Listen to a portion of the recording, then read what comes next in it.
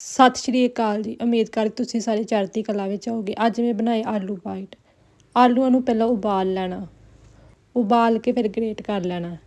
ਫਿਰ ਇਹਦੇ ਵਿੱਚ ਬੇਸਿਕ ਮਸਾਲੇ ਲੂਣ, ਮਿਰਚ, ਹਲਦੀ, ਜੀਰਾ ਪਾਊਡਰ, ਧਨੀਆ ਪਾ ਲੈਣਾ। ਇਹਦੇ ਵਿੱਚ ਥੋੜ੍ਹਾ ਜਿਹਾ ਅਰਾਰੋਟ ਅਤੇ ਚੌਲਾਂ ਦਾ ਆਟਾ ਪਾ ਦੇਣਾ।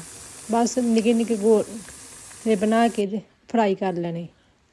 ਤੁਸੀਂ ਦੇਖ ਸਕਦੇ ਬਹੁਤ ਹੀ ਵਧੀਆ ਬਣੇ ਸੀ। ਬੱਚਿਆਂ ਨੂੰ ਇਹ ਬੜੇ ਪਸੰਦ ਆਏ ਸੀ। ਅੰਦਰੋਂ ਨਰਮ ਬਣੇ ਸੀ ਅਤੇ ਉੱਤੋਂ ਕ੍ਰਿਸਪੀ ਬਣੇ ਸੀ।